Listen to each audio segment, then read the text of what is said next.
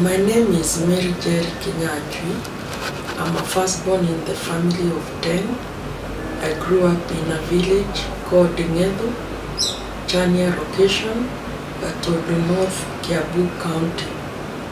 I went to school in Njeri Primary School, and then I transferred to St. Michael's Girls School in Kirinyaga. High school I went to Ngoiri Girls, and A-level I went to Kieni Girls Secondary School, University, Kenyatta University, and then University of Cambridge.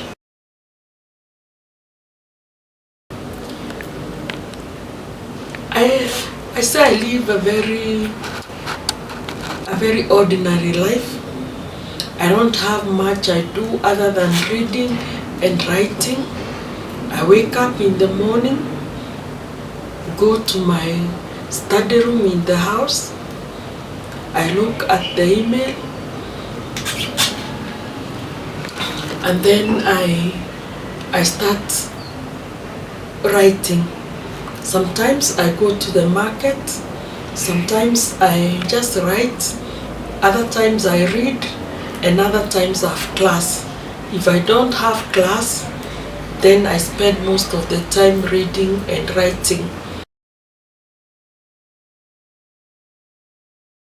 There are writers like Wajiko Kabera who have tried to bring out the inequalities in women.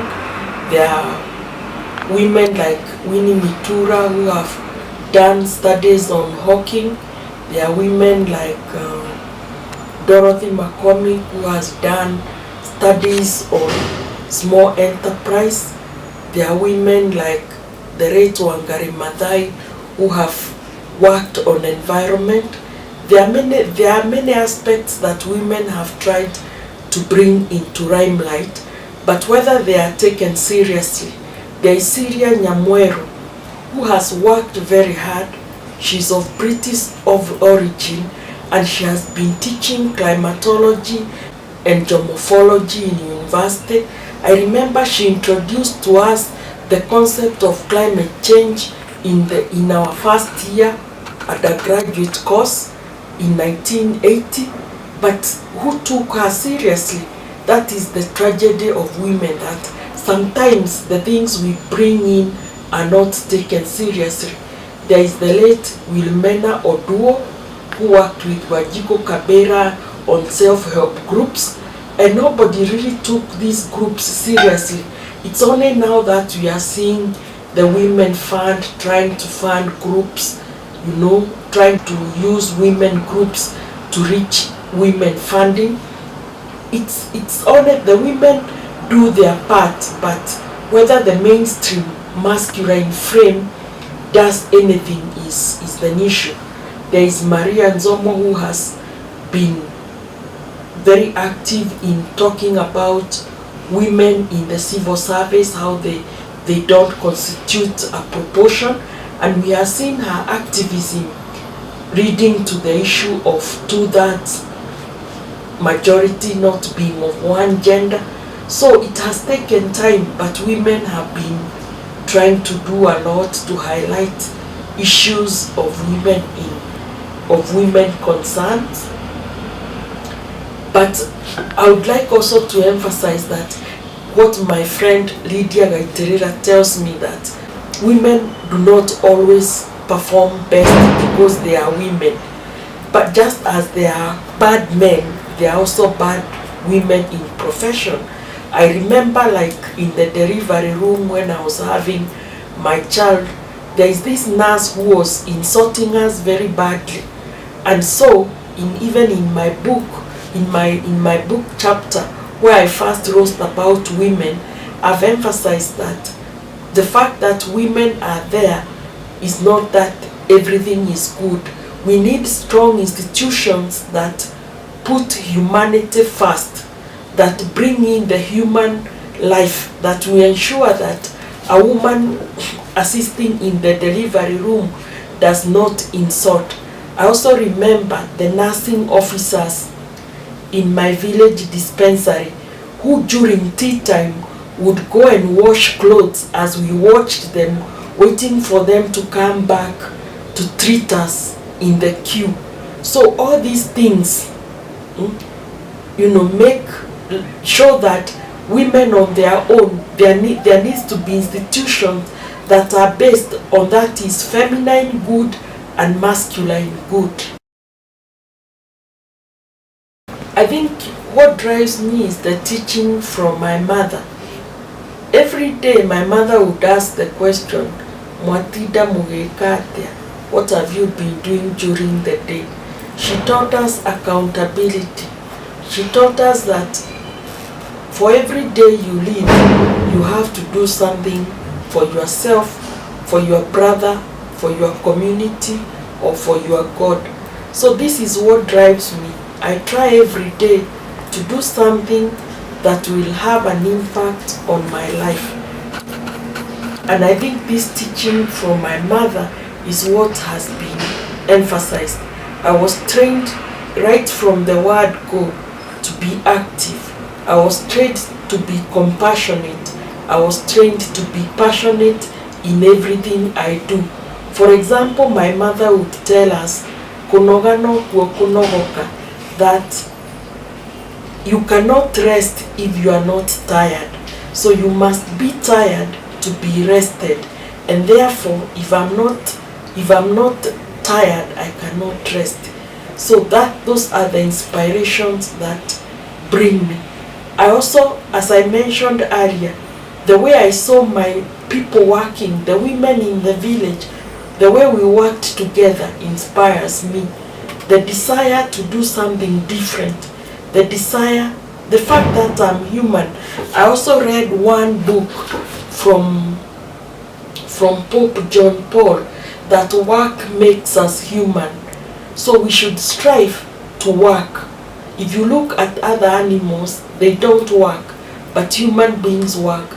So therefore, as a human being, we should have, it comes with our dignity, it comes with our right to work and do something every day.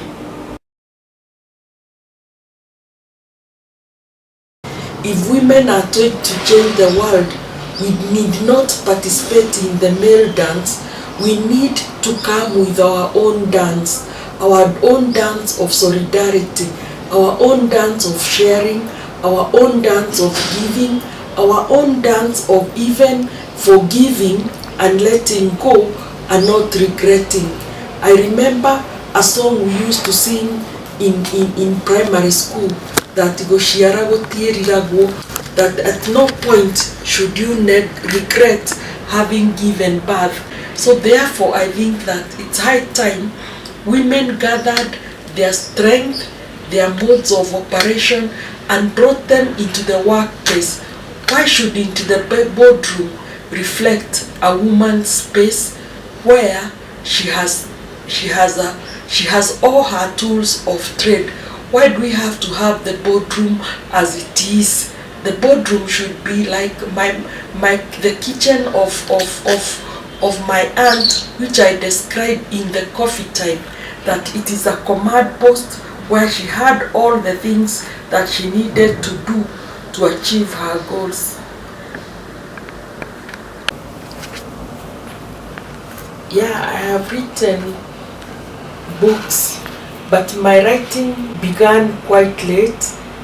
I used to write journal articles which would be rejected. It has been a struggle, but for now I have had two main books. This one, Vyama, Institutions of Hope. This book was inspired by the experience I had after a fellowship. I realized that unless we look at our indigenous institutions and how they are brought into the market to try and fit people into the way the market economy works, we shall not go anywhere. We have tried import substitution, we have tried export-oriented manufacturing, we have tried state entrepreneurship through parastatals, and these things have not done much in terms of incorporating everybody in development. Therefore, I thought that if we looked at the efforts and brought them into the limelight of how people try to engage the market themselves, to engage modernity, then we are somewhere. Therefore, I wrote this book on Vyama, Institutions of Hope, because when things were very bad, people started buying utensils for each other.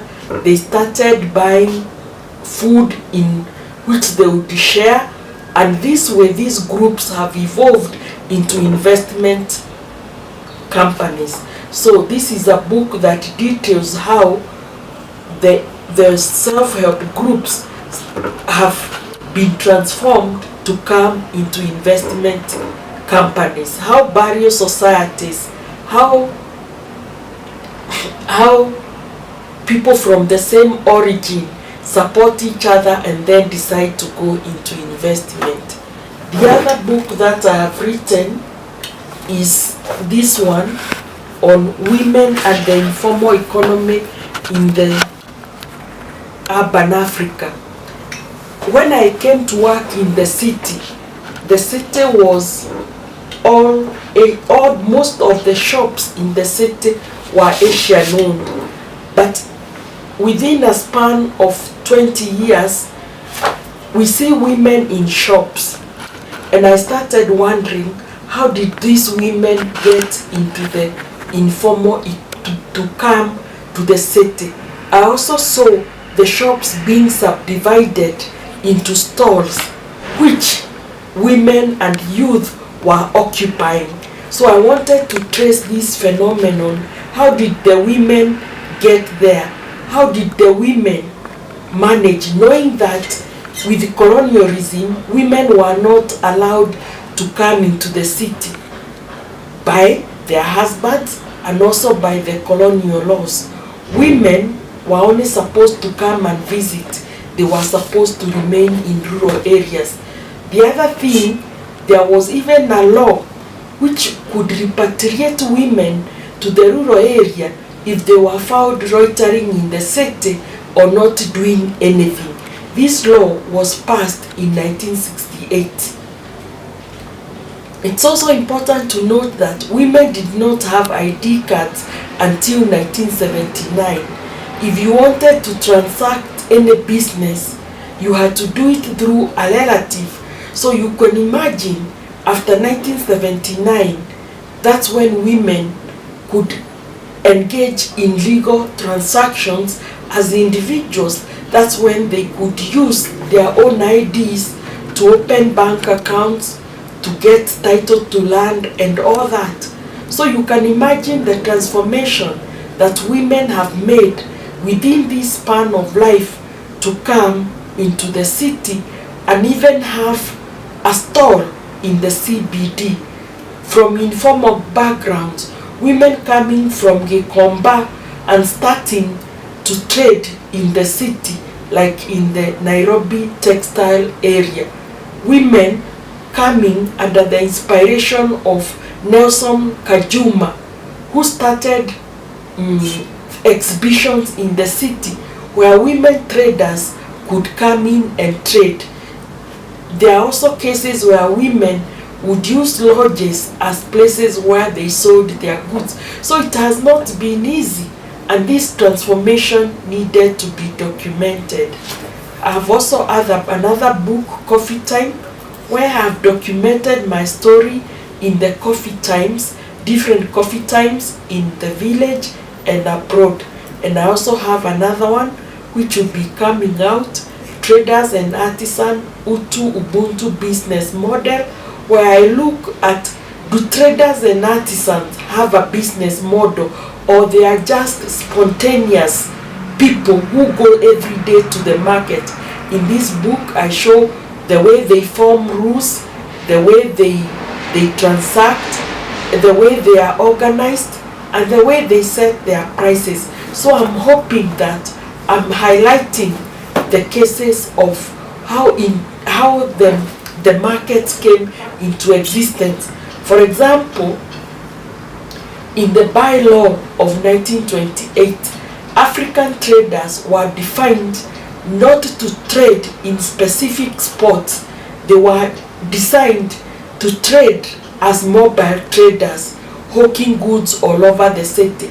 So these hawkers we see in the city have a bylaw which was initiated in 1928 and which different city governments have not interrogated to find out why Africans are not given spaces in the city to us to trade.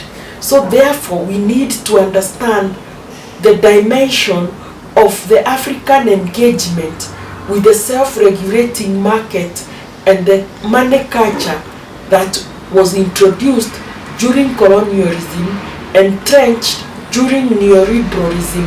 How have different groups of people been adjusting? We know how the elite, those who have been going to school, adjust and get employment in corporations, in government, or wherever. But we don't know how those who do not get education adjust. How do they get into the market? How do they get into their own way of coming into the city? Writing in English is one of the main challenges, because sometimes I think in Kikuyu, writing in Kikuyu, and the editor has to edit, to put it in standard English. That's one problem. The other problem is with theoretical frameworks. What theoretical frameworks do you use? For example, one time I wrote a paper on Juakari strategies for socio-economic change. The paper did not pass the editor's desk. She said there was no theoretical framework, and the theoretical frameworks she gave me reference to were the changes that were taking place in Eastern Europe and the J.K. Gibson Graham works. And I wondered if J.K. Gibson and Graham writers were writing about what they write about community economies, whether an editor would ask them to come and read about works in Africa. So I find that the way we are judged in terms of theoretical frameworks is difficult, because we have to use other people's theories to explain our phenomenon, and that poses a great challenge. The other challenge is lack of writing infrastructure. For example, financing of research, having support work to help you in writing, doing bibliographies, having research assistants or graduate assistants. Those things are not available to me as a writer. I have to do everything myself. I have to pay the editor. I have to pay the research assistant. So I find that I do everything for myself. So you find that as an African scholar, or I feel disadvantaged as a scholar, because I have very little in terms of disposal to me. So it's not easy to do what I do, but then I am grateful to God, and I'm grateful to my daughter, who also buys for me books, helps me with books, so I'm able to keep up with what is happening globally.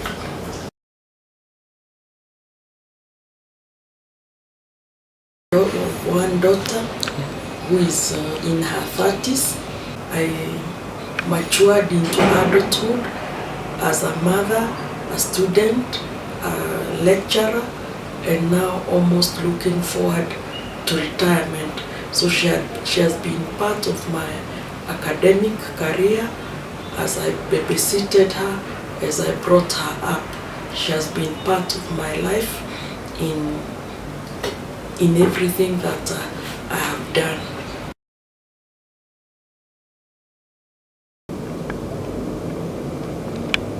You see, I read a lot of books.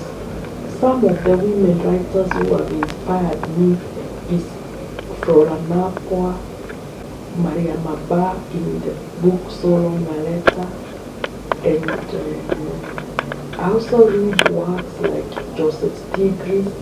I read works by Kit Hart.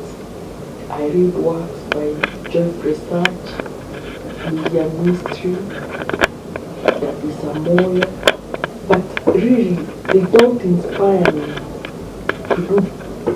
It's not inspiring me to write like them, but inspiring me to wonder why they omit Africa.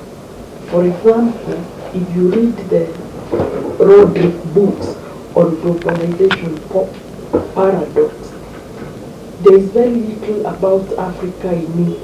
So can you call that inspiration, or are you inspired by him when they write as if sub-Saharan Africa does not exist? When you see the world in only one perspective, if it's not the West, it is China, but not Africa. So I wouldn't say they really inspire me. What I say is that I'm forced to read them and feel that there is a gap that needs to be filled in explaining the global economy, because I feel the side of Africa's story has not been told, and that's the story that I want to tell. Then I read other works like Goge, Chimamanda, Adichie. I've also read Africa 39, some of the stories in Africa 39 like Monica Nyeko. But the point is, what stories are we writing about? Are we writing about failure? Are we writing about the uniqueness of Africa, or the abnormality, the dysfunction? Or are we writing about Africa as normal people who have a logic for doing things, who have values and norms that guide them in their daily transaction? That is the debate I would like to engage in.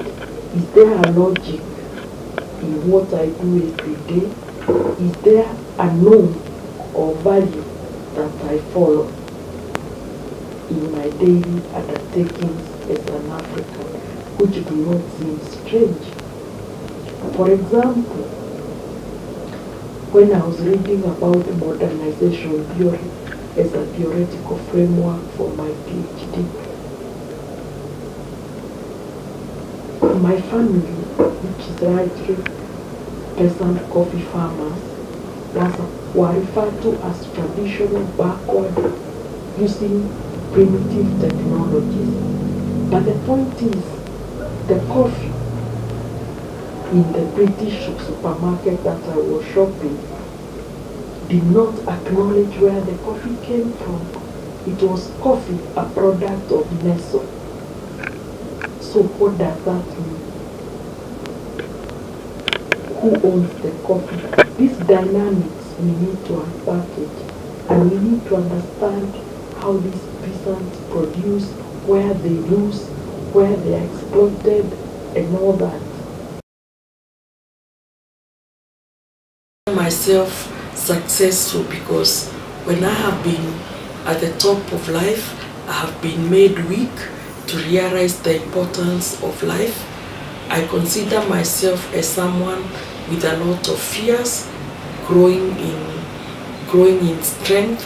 When I have thought myself that I have made it, I have had encounters which have brought me down and made me realize the importance of nature, the importance of God, the importance of being human and caring for others. When I have thought that I'm an intellectual, I've had encounters which have reminded me that I'm not wise, and which have reminded me that I'm just natural, I'm just a human being like anybody else. When I have felt strong, I have been made weak. When I have been weak, I have been made strong. And I have considered myself just growing up like the trees in the field where nature or God takes care of them, and that's how I live. I live by the day. When the day breaks, I start my day, and when it ends, I end with it. I try to balance life as it comes, and I try to do the best that I can say. Some people say I'm angry. Yes, I'm angry because there are so many things that I see that could be electrified. For example, on my wall, I have the results of Ngedo Secondary School, where everybody has a D plus and below. And when I look at these results, I imagine what is the future of these Ds. Imagine 67 children in a high school going through 4 years of high school, and then they end up with Ds. What was the teacher's input? And I sympathize with the parents in the village who save every shilling to put these children in school, and then they end up with Ds. What is our moral responsibility to bring up these children in a manner that they will be better? I'm annoyed when my father comes to my house after depositing coffee to a famous global corporation, and after, taking the coffee, he's not paid. He comes home for lunch and he asks for bus fare. Why should there be so much injustice in the world? I'm annoyed when I see, buildings sprouting up, being not planned. You see floods coming up all over with no sewage, with no consideration where water will come, with no consideration where parents will walk their children when they first learn to walk. You are living on the 5th floor and the corridors are narrow, the rooms are narrow. Who is doing all these things? I really wonder for the parents, for the pregnant women who have to climb this staircase in Zimmerman, in Githurai, in Kawasukari. I really wonder why all these floods. I'm annoyed at the jam when I see people, they can't wait for junctions to clear and move in. So all these calls and begs for solution. I'm worried about the women in the market in Githurai, the mud, the sun, and they do this without complaining, and I wonder what level can these women be subjected to? Why can't we make a market for them? I'm worried about the graduates I produce who, after leaving the course, they go and do things that they were not taught as planners, as NGO workers, as everybody. So I wonder, for the past 30 years that I've been at the university, what type of products have I produced in the world? But I also have happy moments when I see the women triumphing in their everyday life, when I see them singing the songs Neithua Tumia, Wawiri kwa Wawiri, and I see these things bring me joy as I see them celebrate childbirth, as I see them celebrate during weddings, as I see them sing even during funerals, and being able to go back to their work.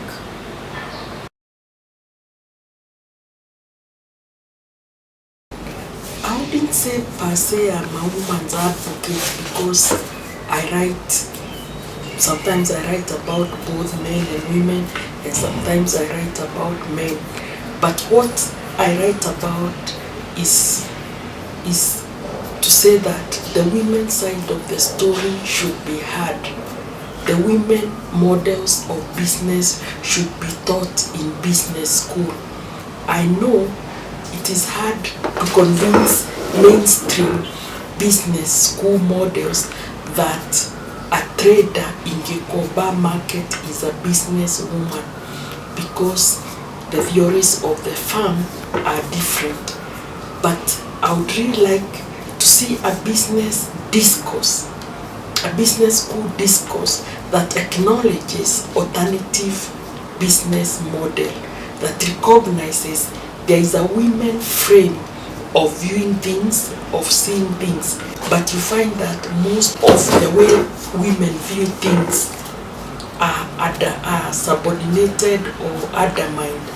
For example, they have sayings that in Kikuyu that shiatumia shiatekagio shiarara, you brief a woman's story the next day because a woman is likely to change her mind. But the bottom line is that we should not keep grudges. We should not, if no situation is permanent, but we have given permanence to situations that are not. And the woman frame of seeing things, the feminine frame of seeing things is very, very important if it is brought to supplement to the main frame of viewing issues in the world. And I believe if we saw things in the woman's eye, a woman who says, I'll slow down because I'm pregnant for the sake of the unborn, a woman who waits for 9 months patiently, carrying her pregnancy all over. What if we waited? If we had a concept of waiting in our economic models, what would happen? When we rush to implement programs, what if we waited until they matured? What would be our output?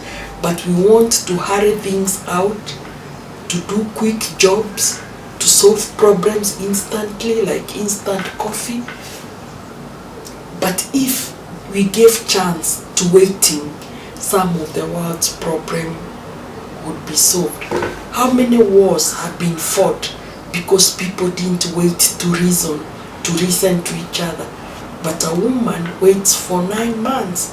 If we borrowed the concept of patience in the way we do our things, how far would we go? I know of one woman in my village who waited patiently for her husband's return. In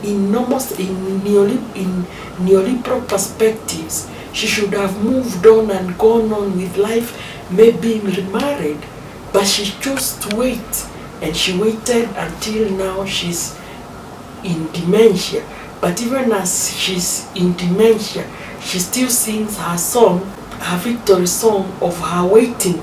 Should we regard her as a weakling? No. Let's give her an opportunity and teach people to wait, because I think those are the principles that we have lost in the world. The quick fixes, the instant, the touch buttons. I think we need to rethink how we are doing our things.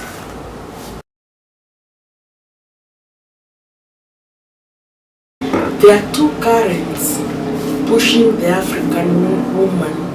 There is the African woman who is being pushed to be size 8 and 10. There is the African woman who is being pushed to wear the weaves. There is the African woman who is being pushed to be liberal. There is the African woman who is being pushed to be aggressive. But there is also a strong undercurrent which is telling women to slow down. For example, I don't know where this current has come from.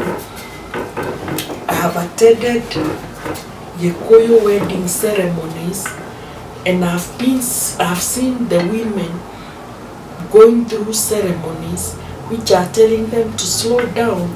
Like in one of them, I attended what is called Ditara, where the girl goes to visit the boy's home after the bride wealth has been paid.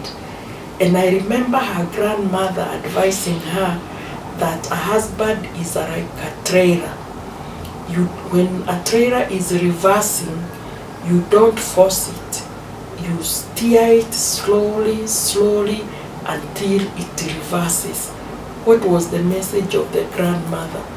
Be slow, be patient, wait, before you make rushed decision. So as these two currents fight, it depends on which current will be stronger. But with the revival of the vernacular TVs, the vernacular radio stations, the revival of cultural centers, I'm seeing that the two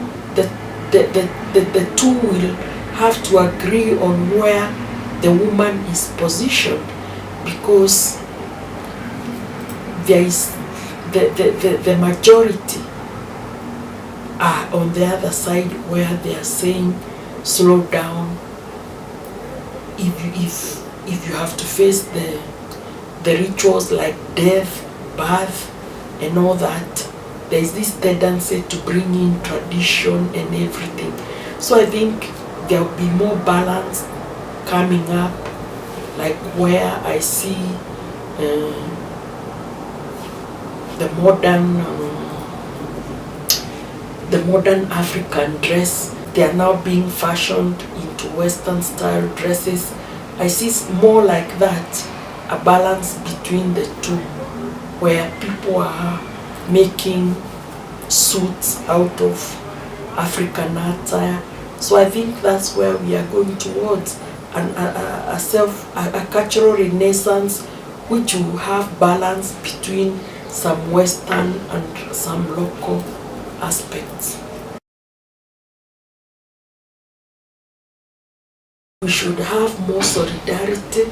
We should try to be more human, have the norms, values that are not based on market forces, values that are based on what you need to survive rather than what you need to accumulate, values of thinking about each other, values like what John Beatty says, I am because you are, and because you are, therefore I am. What the South Africans call Ubuntu, I am because you are, and because you are, therefore I am.